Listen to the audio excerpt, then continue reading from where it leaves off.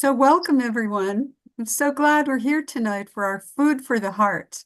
Every time we have a new presenter, it brings up a different kind of topic. So we're excited tonight to hear from Jared and his lovely wife, um, and their little girl, and discover what is it that makes life worth living, life joyful, life abundant, because Jesus said he came to give us an abundant life.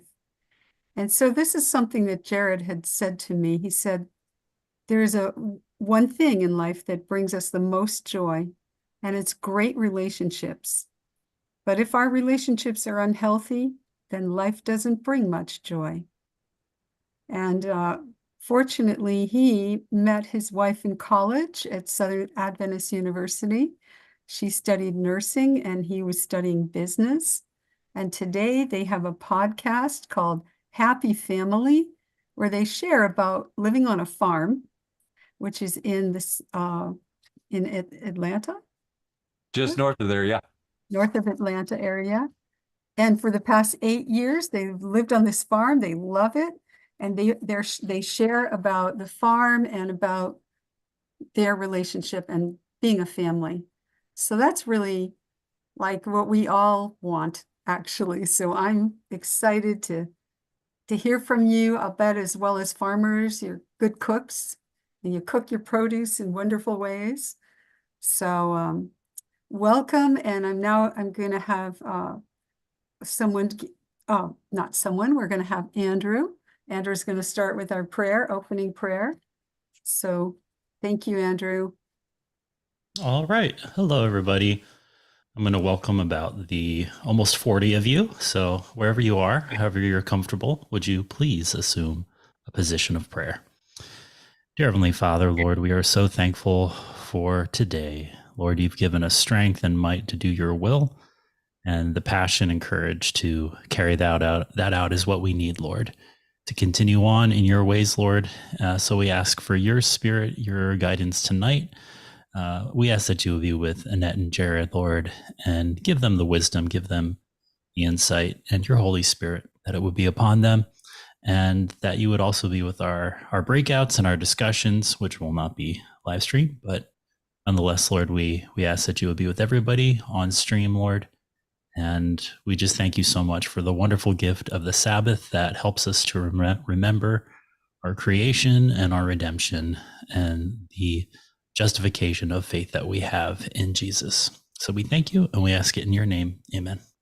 Amen.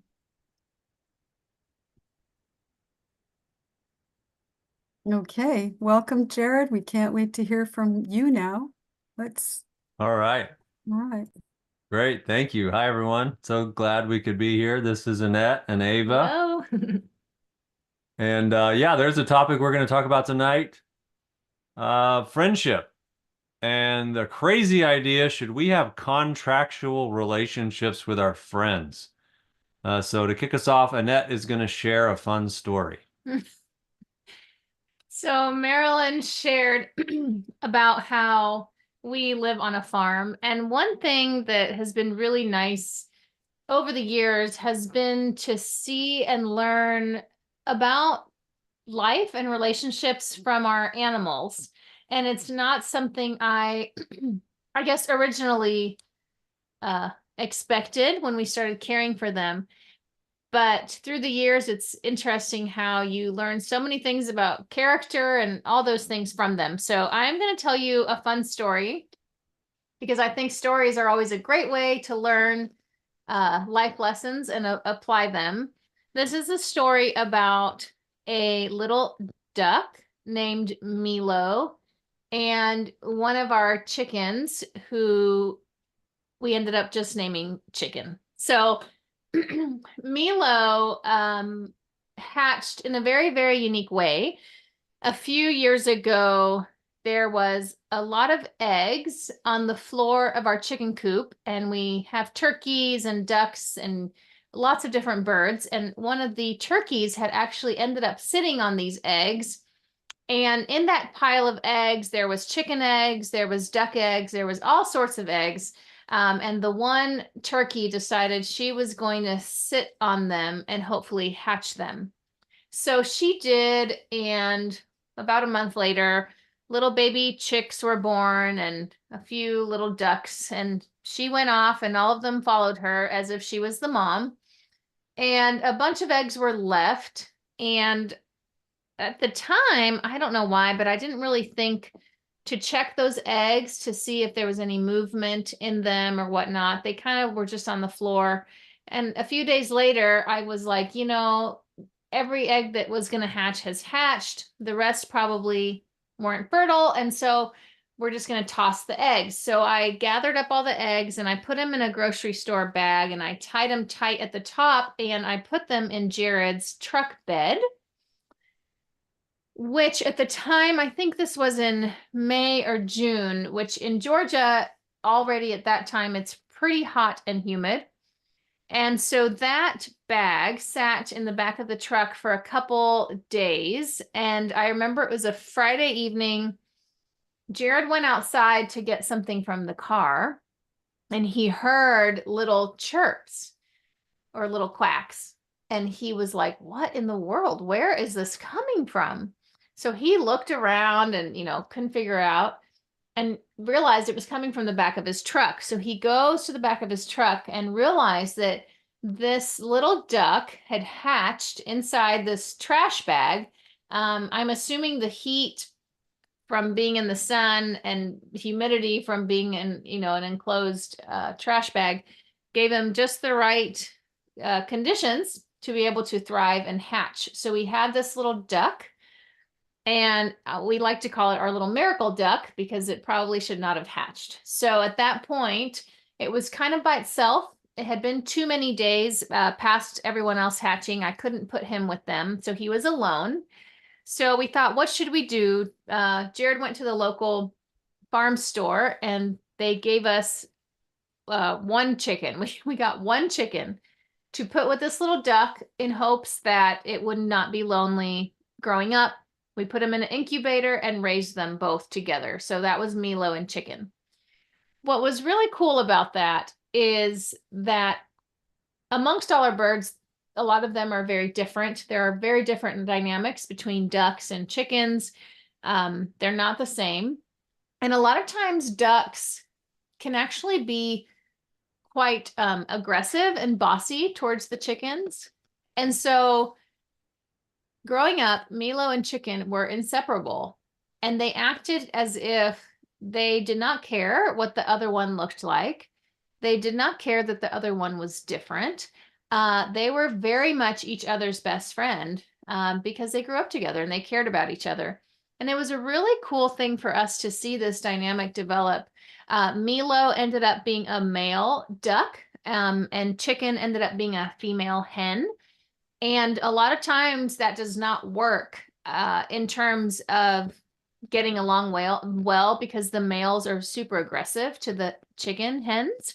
And this little duck was the nicest duck, would always protect the chicken. At night, the chicken would perch up on a little roosting bar and the duck would sleep right under it. And they would just go everywhere, in the pasture together, everywhere together.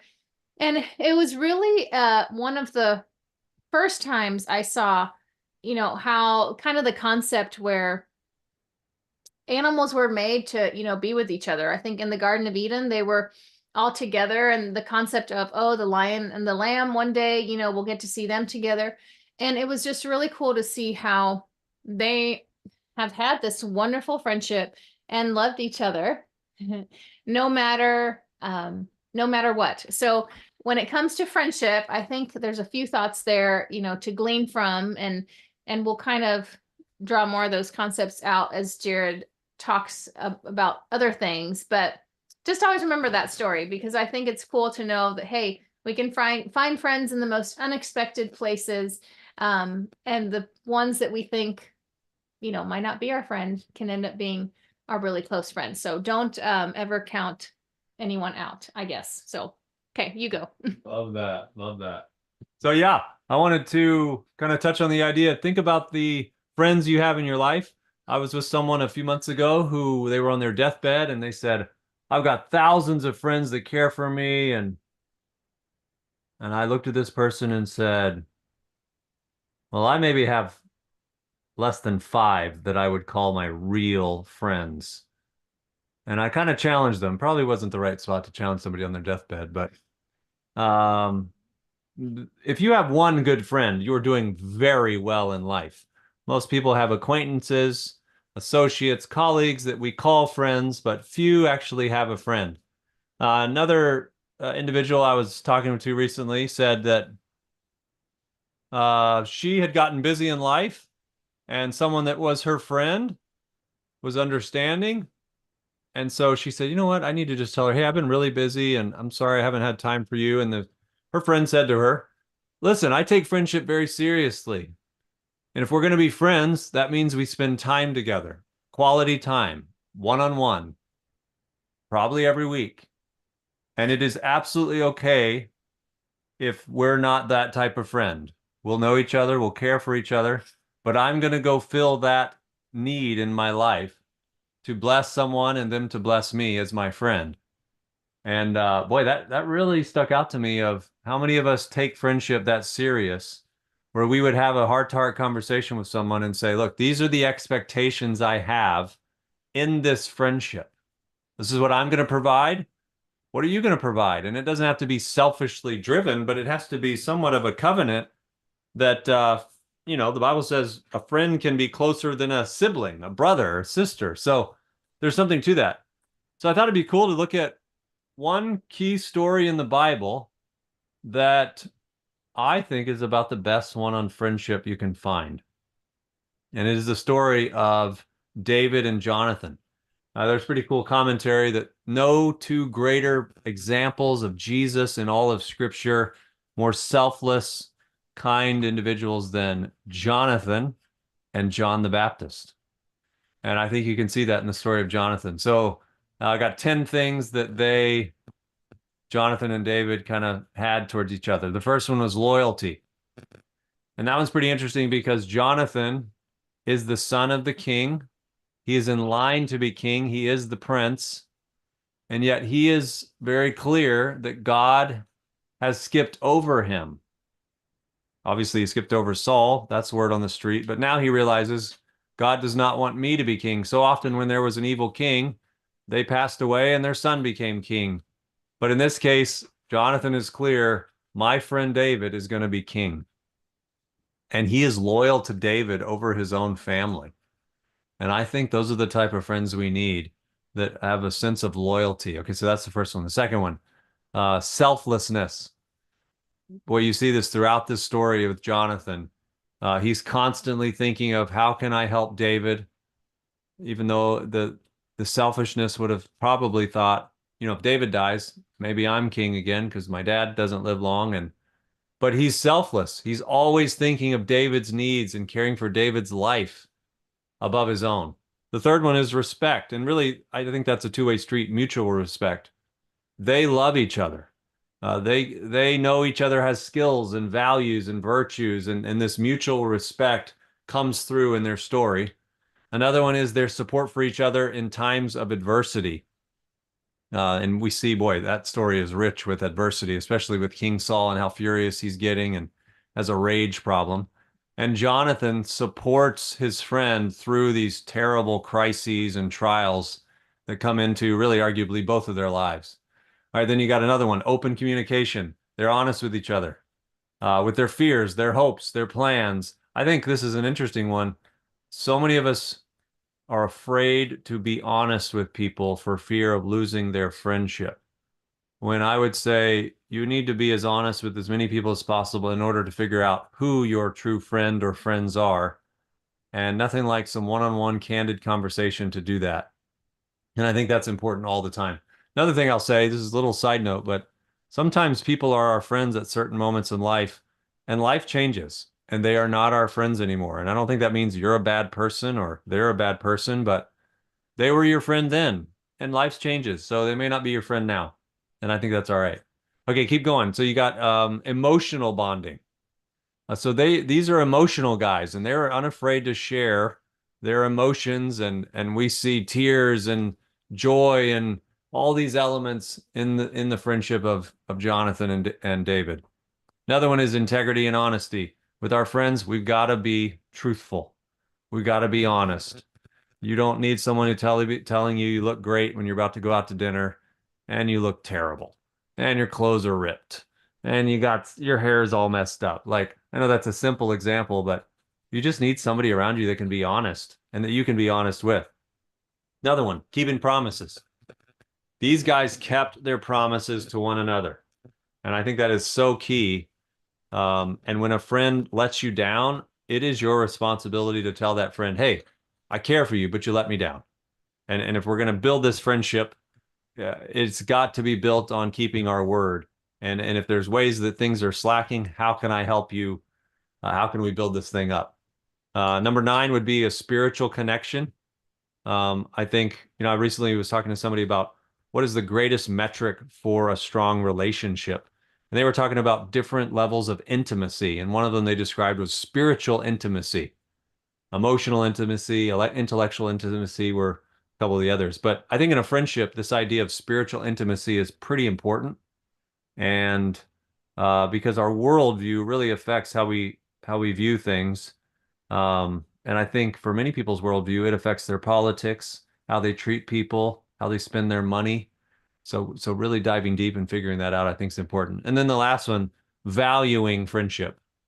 And specifically a friendship you have with someone and it meaning something to you and it's important to you. I think, so I pastored for a few years at our local church, and something I saw as I would coach different couples was too often couples don't have friends. They expect each other to be their end all be all. And I think that can become very detrimental. And so one of the things I've seen with some of the healthiest marriages is that each of those individuals, they have friends that are really close friends. They can spend time with those friends. There's no jealousy by either partner when they go spend time with those friends, even to the point of making trips with those friends throughout life. But it's hard to find that in a lot of relationships. So, it requires trust, obviously, in the relationship to allow someone to go hang out with their friends. And you can't burn that trust. But anyway, those are 10 things that I see as pretty powerful coming out of the story of Jonathan and David. And so as you think about friends in your life, I think that would be healthy to think about, do I have those elements? Do I have those qualities going on? And if so, boy, that's awesome. You've got a great friendship. If not, how do you work more on that? And how do you build up or even go find people that cherish those same values and be courageous enough to sit down with them and say, hey, I want to be your friend. And you know what? You may have lots of friends.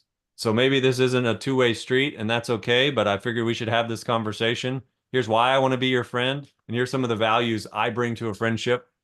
I think too often many of us are waiting for someone to come be our friend, when I think the call is on us. Go be friendly to someone, and you'll often find that reciprocated.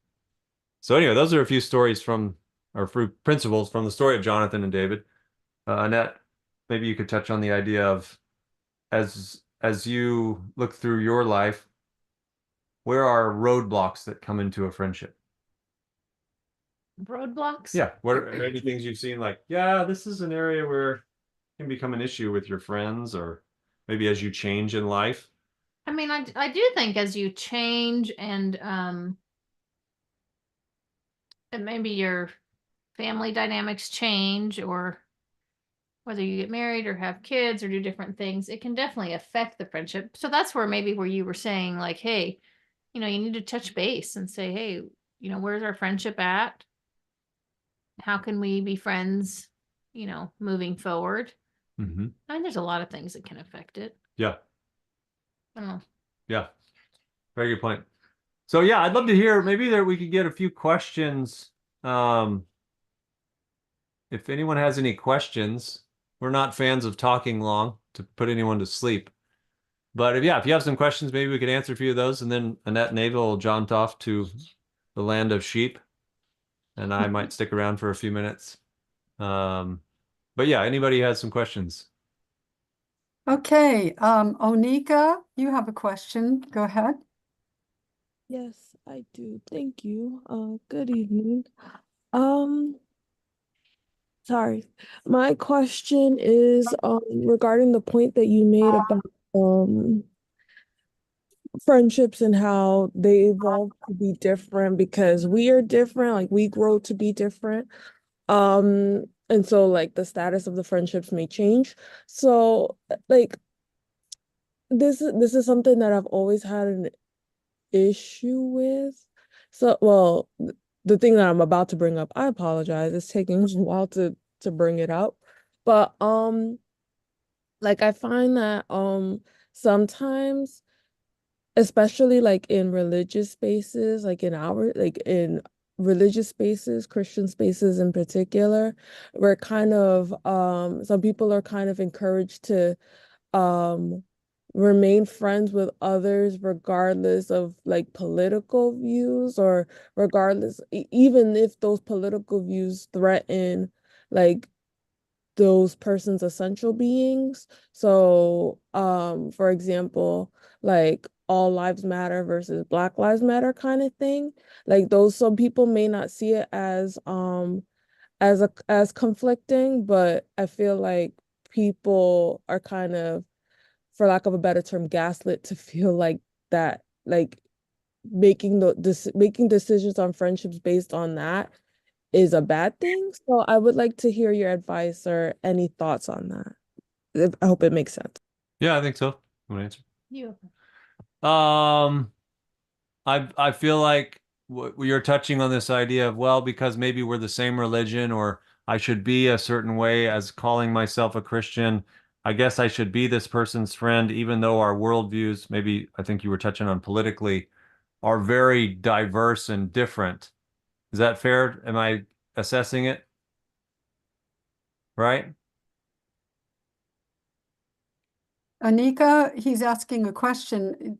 Um, I think I'm going to answer for her. I think what she wants you to explain is if you have like foundationally different views and the other person's view could actually harm you, how do you maintain that kind of friendship? Is it, are you too self-protective? Should you love your enemies? Should you love them anyway? What's your view on that?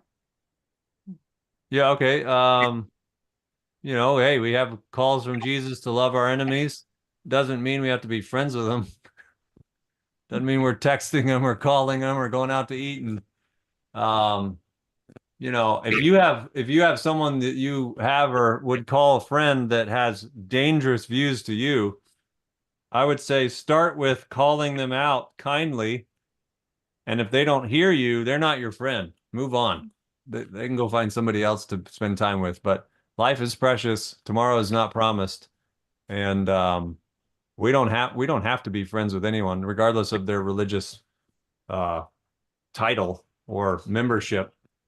I do think that is a thing. Like you're expected to be friends with someone because of, whatever reason that you feel is tying you together. But I don't think if it's like an unhealthy friendship, and I think someone that is a true friend, like Jared said, will understand that your views are different. So yeah, I don't think we're called to have to be everyone's best friend. I think people can be acquaintances and you can be kind always, but you don't have to be BFFs. Okay, I see I second that. couple more people with their hands up. First, I saw Lee and Hillary, and then I see Cree. So let's start with Lee and Hillary. Cree was actually first, if you want to go Cree. Oh, okay. I didn't notice that. Yeah, no problem. Okay. Thank you. Before I ask the question, just letting everyone else know that we're still live streaming. So if you have a question, try to keep it not personal. We don't want it to be live streamed. I just think the Q&A part might be beneficial in on YouTube. My question is, you guys talked about that spirit for compatibility. Could you elaborate more on that and what that looks like on a practical level? It cut out a little bit. What about compatibility?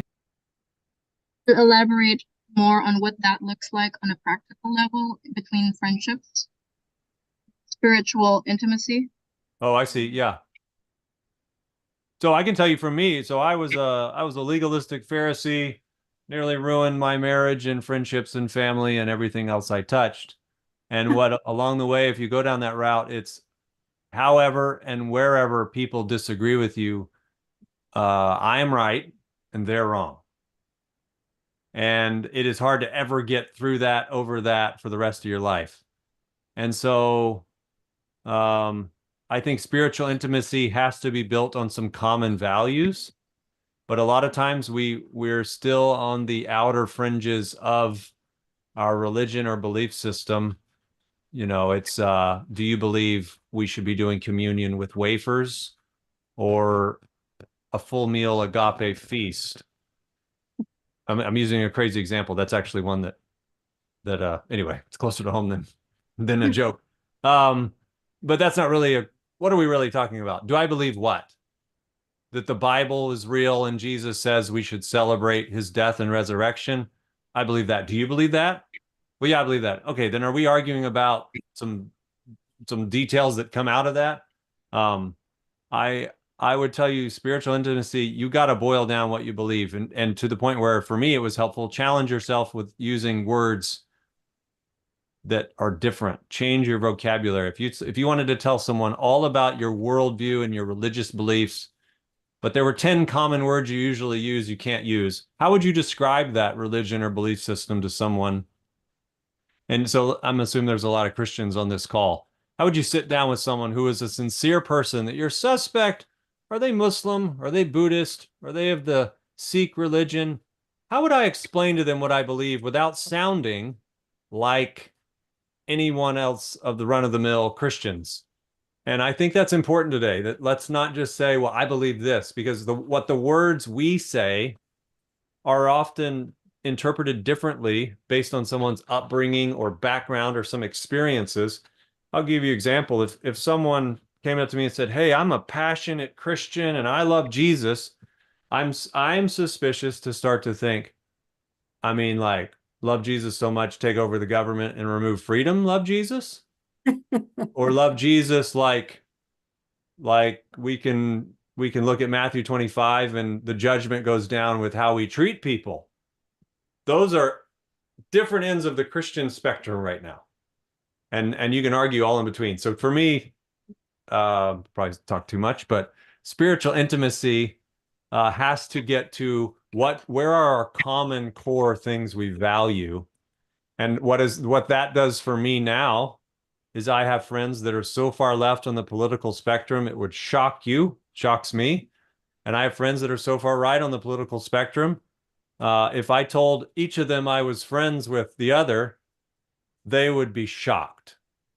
And so politics is a pretty divisive, fun thing to argue about these days. But if you boil it down, there's common things people care about that get through all the noise of the moment we're in. That was Any well said. wiser words? No, Yeah. that was well said. I like those points.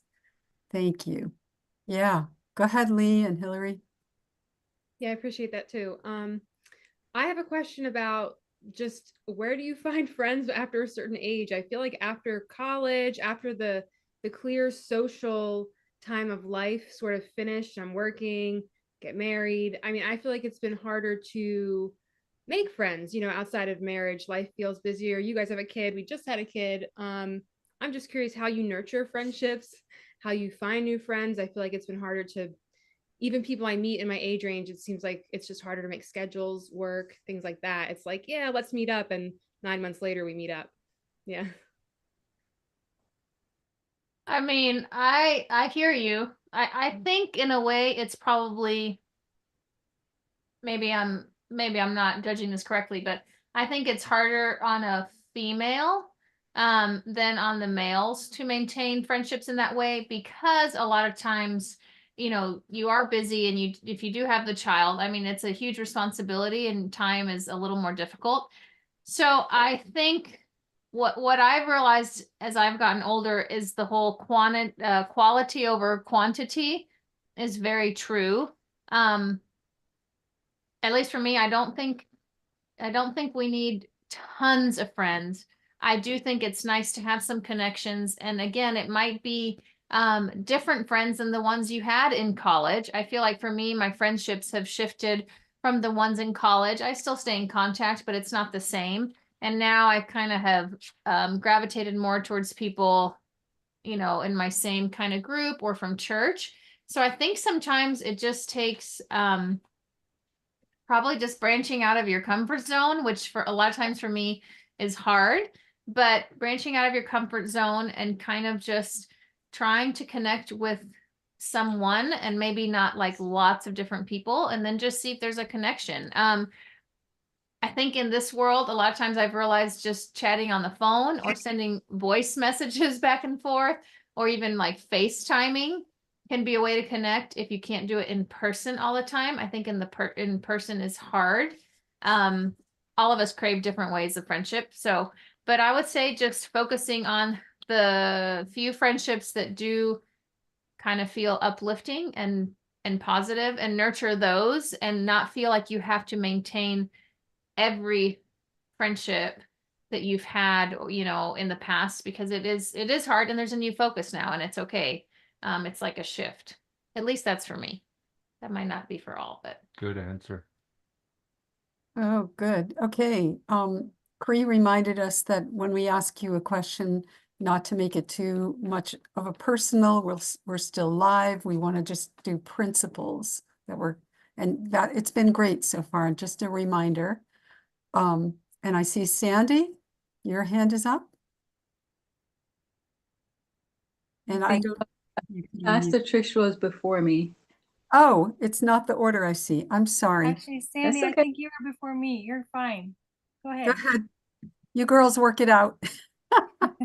She's so gracious, Pastor Tricia. Thank you for that. My question is around church friendships. I have done a lot of work on myself and grown, and been through therapy and counseling and Celebrate Recovery. And I find now that it's I have acquaintances in church, but to develop a deeper friendship on a deeper level, I find it's a little bit challenging. How would you address that? My turn. I would address that with, sadly, there is something within conservative Christianity that is very fake. And so that my encouragement to you would be, take a moment to sit down and write out, what are the core values in my life?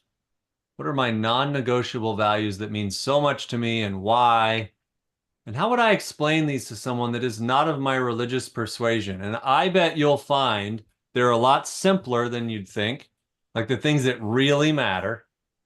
And you might find there's a lot more people that would love to be friends with someone with some of those values, rather than a lot of people who attend church.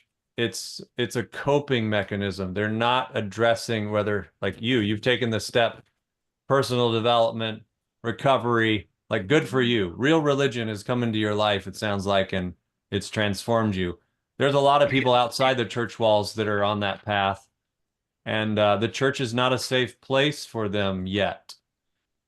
And so I would just encourage you, before you give up on those potential relationships in the church, call people out. Tell them, I'd like a friend. I mean, you're not desperate. You don't need their friendship. But it's like, hey, I'd like someone with similar worldviews. And maybe you just pick their brain. Maybe you don't even start off with the friendship conversation. Maybe it's, hey, what are the core values to you?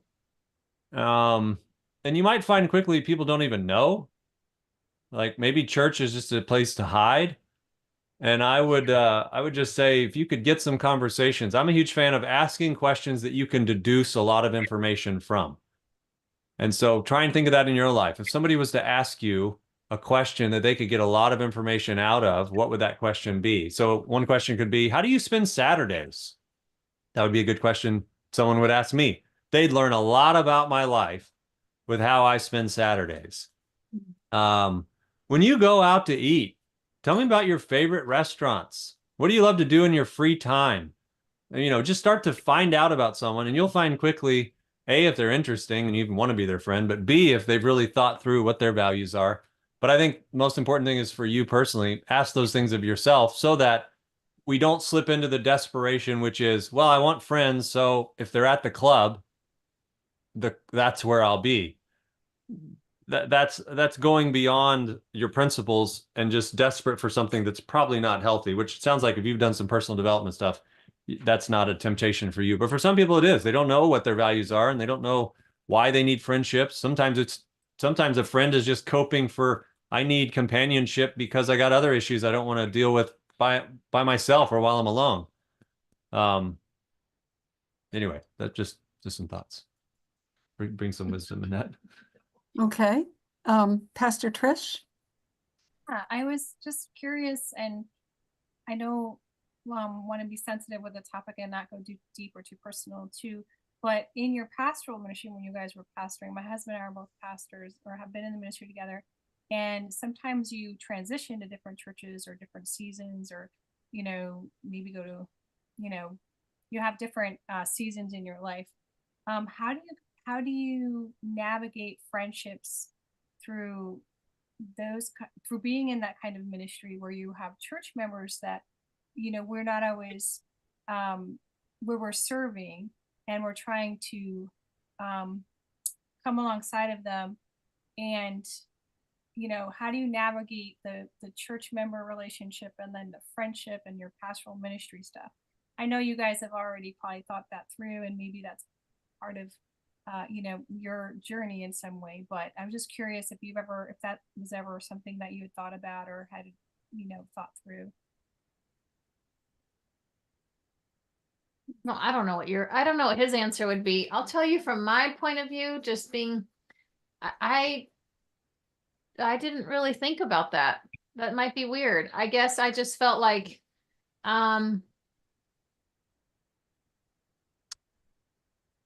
yeah, we were there to serve. And so, there was, there's some people that you might end up being closer to just because they, you can, relate to them at the stage of life that you're in.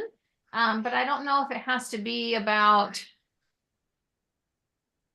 making a big distinction. I think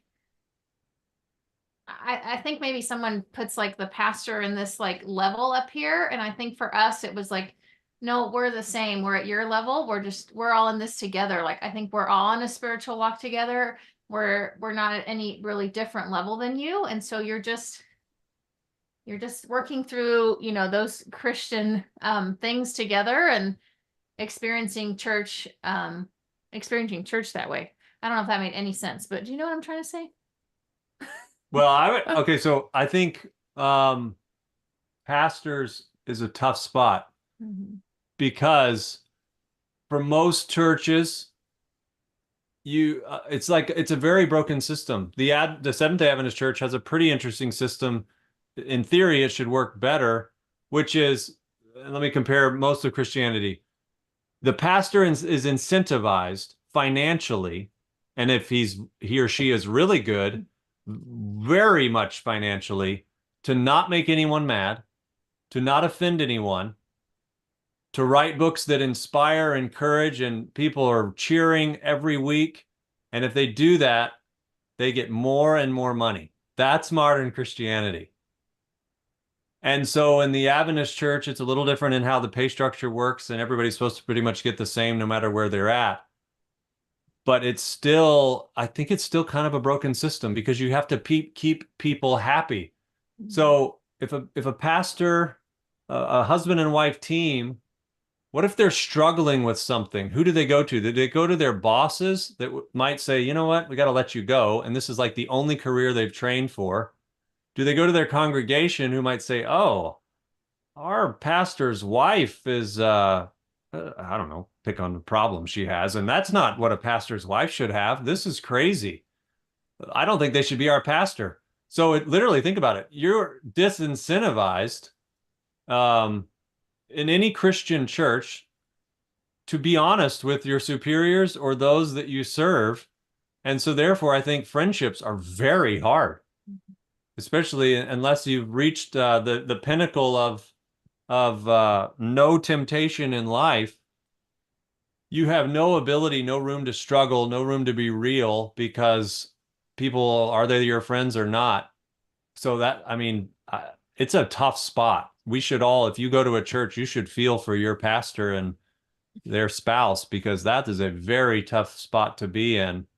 And I would just encourage you to pray for them. And if you can, be the friend where you're vulnerable to say, hey, I got some issues. I hope I can be honest enough where you're not going to kick me out of church.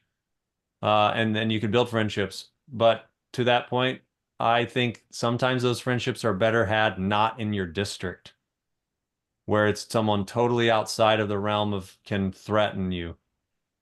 Can I say one more thing to just to say just on for well, one of the things that happened before I went into pastoral ministry while I was training was I met Marilyn actually. And when you were giving the presentation, Marilyn and Paul became very close friends to me when I was studying in undergrad. And they're still like a source of strength for me. So it's kind of cool. I just wanted to get your perspective because my husband and I talk about this a lot about how we navigate that serving the church. But I also wanted to share that testimony with how I prayed for godly friends. And I met Marilyn and Paul. And we've been friends for, I think over 20 years now. And they have been amazing. We talk a couple of times a week. And that has been my strength as being in church when I'm not able to always, be vulnerable as I would like to be. So I just wanted to also give that testimony. Awesome. Thank you for sharing that, though. That's actually really helpful information for us. Jared, that information was really helpful because I could see from the other side of Trisha's life how hard it was for her, and it was a great thing to lift her up in prayer and to keep begging God to give her the shield and the balance of being in that position where people expect you to be perfect. It's really challenging. So I'm grateful to be her friend. And I think friends, I'm going to point out one thing. Friends are for each other in adversity, not just when it's easy. And I think that's what made like the wonderful friendship of David and Jonathan so heart-touching too, is no matter what, they were friends, and that's a real friend. Okay, so Debbie, dear Debbie, you are last but not least to ask your question, and then we'll be going into breakouts and we'll close. Yeah. Mm. Yes, I'm always happy to wait anyway if there's somebody else. Yes, a couple of things. I wanted to ask a question. Sorry, can you hear me okay? Can you move my microphone? I think that's better now. Okay. I want to make a quick comment, and I had a question for you as well.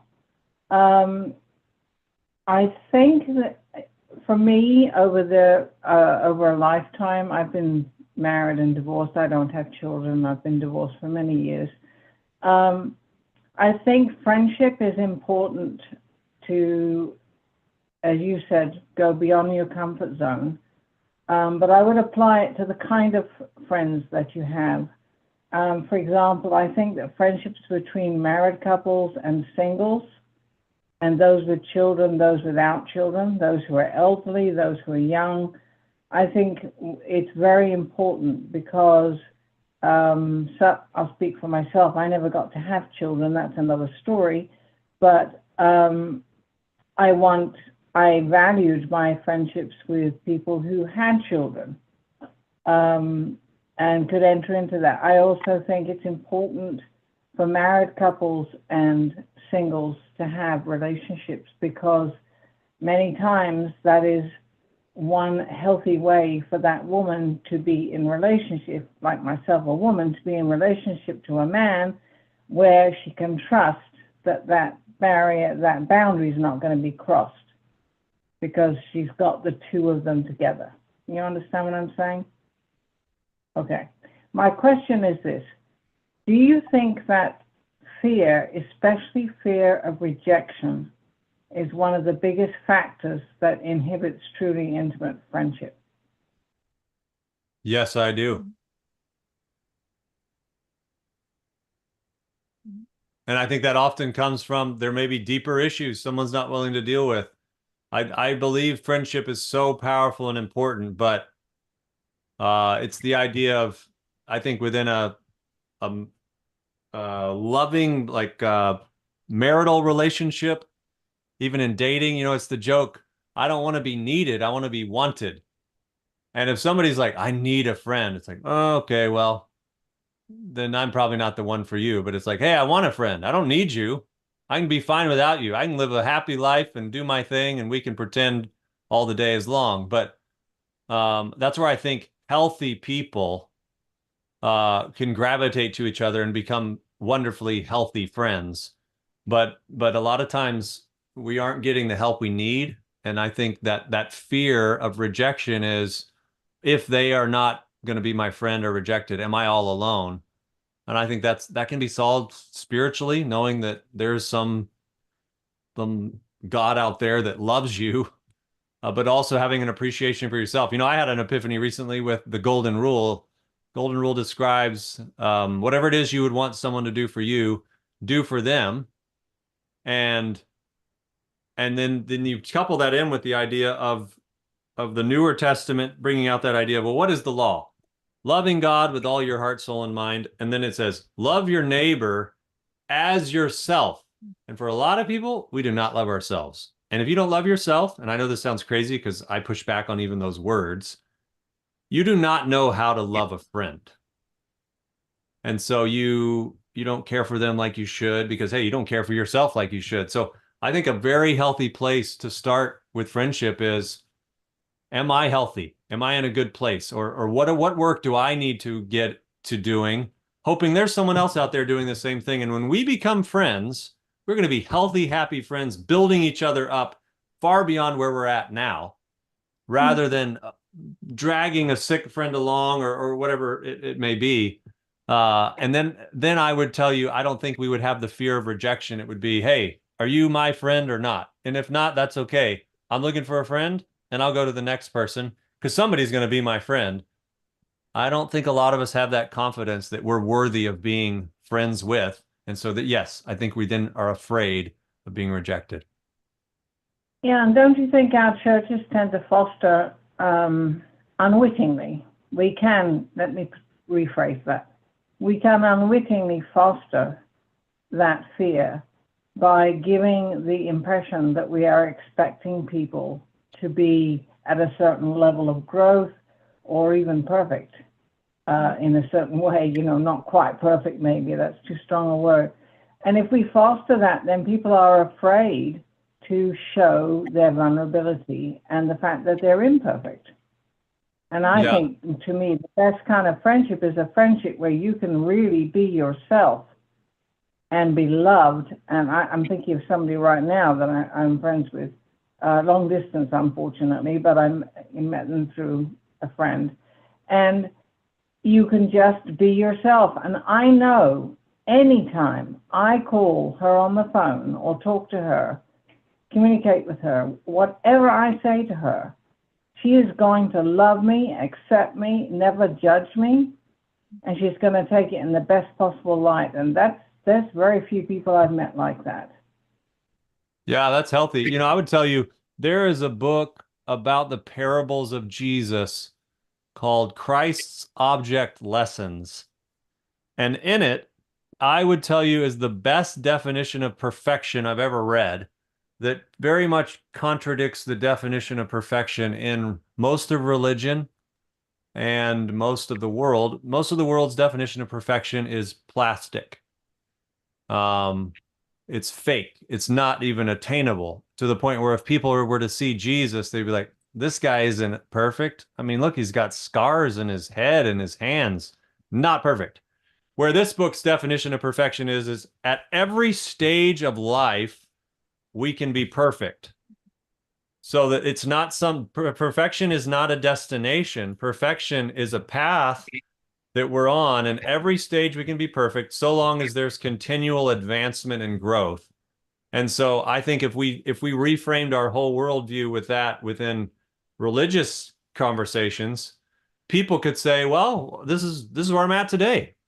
And I hope tomorrow, yeah, I'm in a different spot, but I'm not discouraged today because I'm not where I would like to be tomorrow.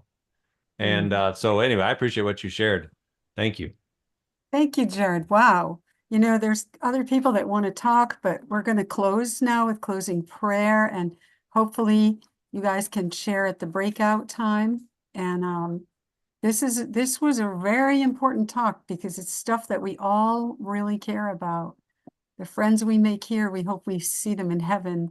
And the whole purpose of friendship is support, love, building the kingdom. So thank you. And Lee is going to give our closing prayer.